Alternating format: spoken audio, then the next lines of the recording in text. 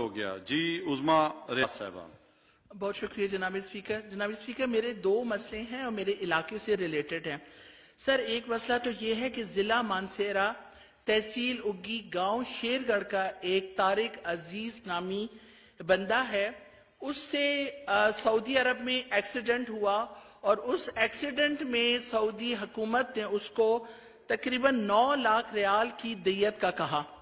وہ بندہ اب طائف میں 3 سال سے قید میں ہے اور کوئی اس کا پرسان حال نہیں. اس کی بیوی بچے, اس کے ماں باپ جس قدر بے سر و سامانی کا جو ٹائم گزارے ہیں اور جو ان کی حالت ہے, اس پہ ایک نہ صرف ویڈیو بنی ہے, وہ بھی میں آپ کو بتاؤں گی.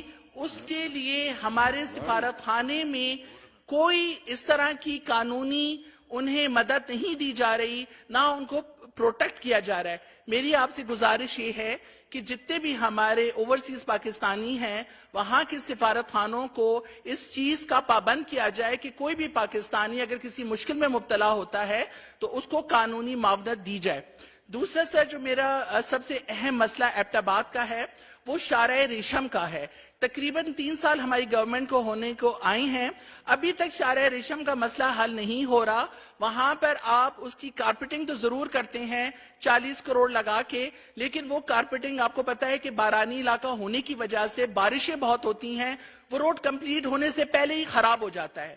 میں نے پہلے بھی آپ سب سے ریکویسٹ کی تھی اور میں یہ مراد سعید صاحب سے بھی ریکویسٹ کروں گی کہ آپ اس چیز کو دیکھیں. وہ کروڑوں کا معاملہ نہیں, وہاں پر تقریباً 14 ارب روپے کی انویسٹمنٹ کی ضرورت ہے. آپ کو جیسے پتا ہے کہ ہزارہ ریجن سے پی ٹی آئی نے کلین سویپ کیا ہے اور ہمارے لوگوں کی وہاں پہ زیادہ ڈیمانڈ نہیں, وہ اس روڈ کی ڈیمانڈ کر رہی ہیں.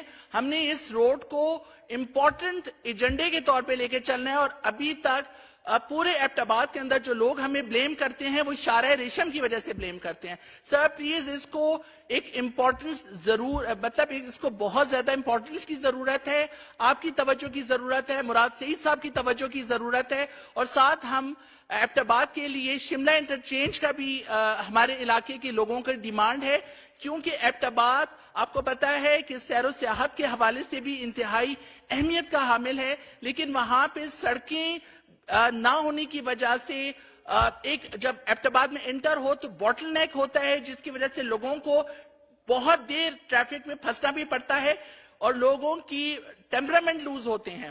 تو پلیز خدارہ اس چیز کو آپ امپورٹنس دیں اور اس کو انتہائی اہم سمجھتے ہوئے اس کے اوپر فوری طور پہ کام کرایا جائے اور اس کے لیے 14 ارب روپے مختص کیے جائیں تاکہ جب ہم دوبارہ لوگوں کے پاس جائیں تو ہم انہیں بتا سکیں کہ ہم نے یہ کام کیا.